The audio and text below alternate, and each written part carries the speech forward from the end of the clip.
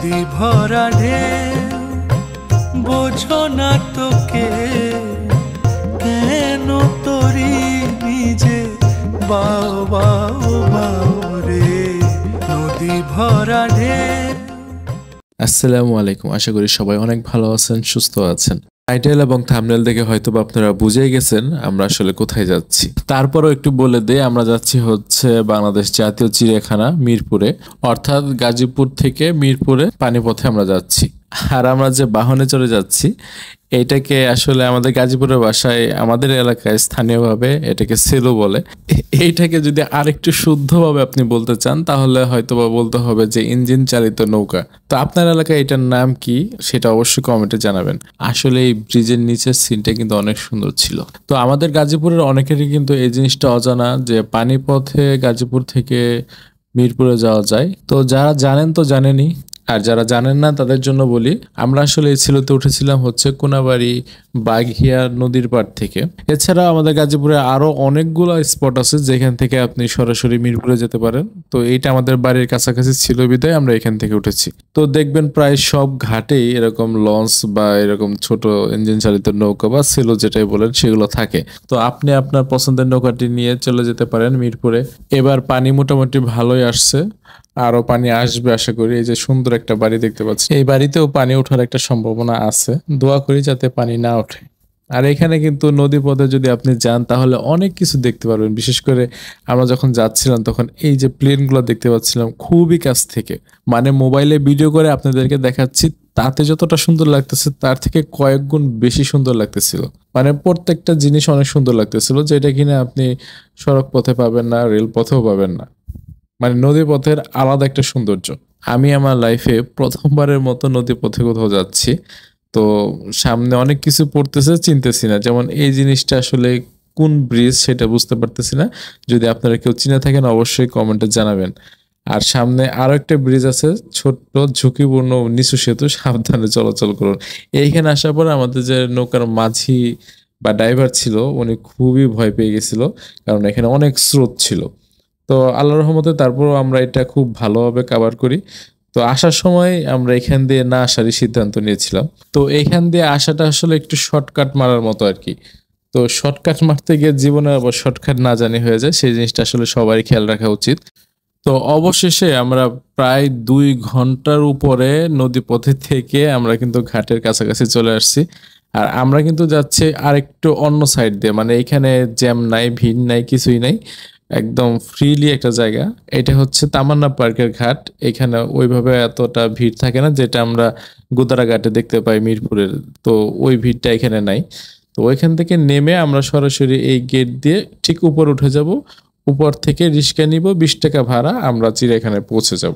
আর আমাদের যে মিনি লঞ্চটা আছে সেটা কিন্তু যাওয়ার সময় আমাদেরকে আবার নিয়ে যাবে, ওটা ওই ঘাটেই থাকবে। তো চিড়িয়াখানা সম্পর্কে নতুন করে বলার কিছু নাই, এ বিষয়ে অনেক ভিডিও অনেকেই দেখছেন। তো কিছু জিনিস আপনাদের সাথে শেয়ার করবো ইনশাল্লাহ। তো আমরা প্রায় সবাই জানি যে 50 টাকা করে টিকিট, আর প্রতিবন্ধী এবং 2 বছরের নিচে যারা আছেন তাদের জন্য ফ্রি। প্রতিবন্ধী সব বয়সীদের জন্যই কিন্তু ফ্রি। এই বিষয়টা আমার কাছে অনেক ভালো লাগছে। তবে খারাপ লাগার বিষয়ও আছে, সেটা হচ্ছে এই যে বিশাল বিশাল খাঁচা দিয়ে রাখছে না, এই খাঁচাগুলোতে যে কি পাখি আছে এগুলো আসলে বোঝা মুশকিল। ভিতরে কিছু কিছু জায়গায় খাঁচায় জং পড়ে এমন অবস্থা হয়ে গেছে যে ওইখানে যে কি পাখিটা আছে সেটা দেখাই যায় না। ওই সাপের ক্ষেত্রেও একই অবস্থা। এখানে আমরা একটা বাঘ দেখতে পাচ্ছি, আর বাঘেরও কয়েকটা সেকশন আছে। মানে আফ্রিকান কিছু প্রাণী আছে যেগুলোকে বিভিন্ন পরিবেশে রাখা হয়েছে, যেমন এখানে সিংহ আছে, এগুলোকে একটু প্রাকৃতিক পরিবেশ দেওয়ার চেষ্টা করছে। আবার কিছু আছে খাঁচার মধ্যে বন্দি। তবে আমার কাছে সবচেয়ে ভালো লাগছে এই হরিণের এই পার্টটা। আপনি চাইলে খুব সহজে হরিণকে পাতা খাওয়াতে পারেন, ঘাস খাওয়াতে পারেন, আর এরাও খুবই মানুষ ফ্রেন্ডলি, আপনার কাছে এসে খেয়ে যাবে। জিনিসটা খুবই কিউট। এরপরে আরো অনেক কিছু ঘুরে ঘুরে দেখলাম, তার ভিতরে এই হনুমানটা একটু ইন্টারেস্টিং মনে হয়েছে। তো বানরেরও কিন্তু আলাদা আলাদা কিছু জাত আছে এবং তাদের জন্য আলাদা আলাদা কিন্তু ব্যবস্থা করা আছে। তবে আমার কাছে সবচেয়ে ইন্টারেস্টিং এবং ইউনিক যেটা লাগছে সেটা হচ্ছে এই জলহস্তির এরিয়াটা। মানে এইখানে পুরা চিড়িয়াখানার ভিতরে সবচেয়ে বেশি মানুষ, এবং খুব কাছ থেকে আপনারা জলহস্তি দেখতে পারবেন। বিশাল দেখতে জলহস্তি, কিন্তু খাটো। মানে পা গুলা দেখছেন একদম ছোট ছোট পা। এর আগে আমি শুধুমাত্র গাজীপুর সাফারি পার্কে দেখছিলাম, তো সেটাও অতটা কাছ থেকে দেখা সৌভাগ্য হয়নি, কারণ পানিতে ছিল, পানি থেকে উঠলেও অনেক দূরে ছিল আর কি। সে তুলনায় এইটা কিন্তু খুবই কাছ থেকে দেখা যাচ্ছে। আর আরেকটা সাইডে শুধুমাত্র একটা জলহস্তি ছিল, এটা কেন এখানে রাখা হয়েছে সেটা আসলে জানি না, বাট এটা কিন্তু ওগুলোর থেকে বড় এবং গায়ের রংটা একটু আলাদা, হয়তো বা অন্য কোনো জাতের এরকম কিছু একটা হবে। এর আরেকটা ইন্টারেস্টিং বিষয় হচ্ছে এই জলহস্তিটা নাকি মানুষের কথা বুঝতে পারে। কিছু বাচ্চারা একে ডাক পারতেছিল যে এই জলহস্তি জলহস্তি, মানে এটা শোনার পরে সে কান খাড়া করে সেগুলা শুনতেছিল, তার সাথে কথা বলতেছে, সে শুনতেছে, বিষয়টা কিছুটা এরকম মনে হচ্ছিল।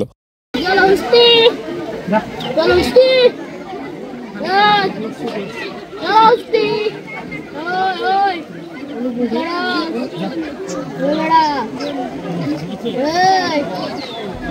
এরপরে আমরা দুইটা নীলগাই দেখতে পাই, বিশাল বিশাল দুইটা নীলগাই। মানে এই দুইটা নীলগাইয়ের জন্য ভালো পরিমাণে একটা এরিয়া এখানে বরাদ্দ করা আছে। তো ওনাদেরকে দুপুরে লাঞ্চ দেওয়া হচ্ছে। তো এই চিড়িয়াখানাটা যদি পুরোপুরি ভাবে আপনাদেরকে ঘুরিয়ে দেখাতে চাই তাহলে ভিডিওটা অনেক বেশি বড় হয়ে যাবে। তবে আপনারা যদি এই চিড়িয়াখানা নিয়ে একটা ডেডিকেটেড ভিডিও চান তাহলে অবশ্যই আপনাদের জন্য নিয়ে আসবো। আর আমরা যে সময়টা গেছি সেই সময়টা কিন্তু মোটামুটি ভালোই গরম ছিল, আর যেহেতু প্রচুর মানুষ সেই হিসাবে মানুষের গরমটা একটু বেশি প্যারা দিচ্ছে। আর এই জিরাফগুলো দেখতে কিন্তু খুবই সুন্দর ছিল, বিশাল দেহের অধিকারী। তো ওভারঅল এই চিড়িয়াখানার জার্নিটা আমাদের কাছে খুবই ভালো লাগছে। বিশেষ করে কিছু ইউনিক প্রাণী আছে যেগুলো আসলে সচরাচর আমরা দেখি না, টিভিতে বা বই পুস্তকে পড়ে থাকি, সেগুলো আমরা দেখতে পারছি।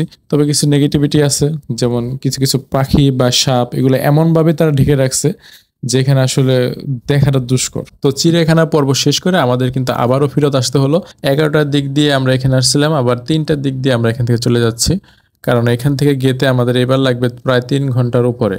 আসার সময় আমাদের প্রায় 2 ঘন্টার কিছু সময় বেশি লাগছে, কিন্তু যাওয়ার সময় যেহেতু স্রোতের বিপরীতে আমরা যাব সেই হিসাবে আমাদের কিন্তু সময়টা একটু বেশি লাগবে। আবার সন্ধ্যা হয়ে গেলে কিন্তু এখানে ডাকাতিরও একটা ভয় থাকে। দিনের দৃশ্য যতটা না সুন্দর, রাতের দৃশ্য কিন্তু ততটাই ভয়ঙ্কর। তো এখানে আপনারা যদি আসেন তাহলে অবশ্যই চেষ্টা করবেন দিন থাকতে থাকতে বাসায় ফেরার জন্য। রাত হলে বা সন্ধ্যা নামলে কিন্তু একটু ভয় কাজ করে সবার ভিতরে, মাঝি থেকে শুরু করে যারা যাত্রী আছেন তাদের ভিতরে একই অবস্থা কাজ করে। আর হ্যাঁ, ভাড়ার কথা তো বলাই হয়নি। আমরা গাজীপুর কোনাবাড়ি থেকে উঠছি, সেখান থেকে মিরপুর আসা যাওয়া সব মিলে ভাড়া হচ্ছে 3,500 টাকা। অবশ্যই টাকা আপনার কাছে প্রথমে বেশি চাবে, অবশ্যই আপনাকে বার্গেনিং করে নিতে হবে। আর অবশ্যই সেফটি জিনিসটা সবার আগে মাথায় রাখবেন, বাচ্চা যারা আছে তাদেরকে দেখে শুনে রাখবেন। এই পানি পথে কিন্তু বর্তমানে অনেক দুর্ঘটনা ঘটতেছে। তো ভিডিওটা যদি আপনাদের কাছে ভালো লেগে থাকে তাহলে অবশ্যই লাইক কমেন্ট শেয়ার করে পাশে থাকবেন। তো দেখা হচ্ছে অন্য কোনো এক ভিডিওতে অন্য কোনো এক সময়। সে পর্যন্ত সবাই ভালো থাকুন, সুস্থ থাকুন। আল্লাহ হাফেজ।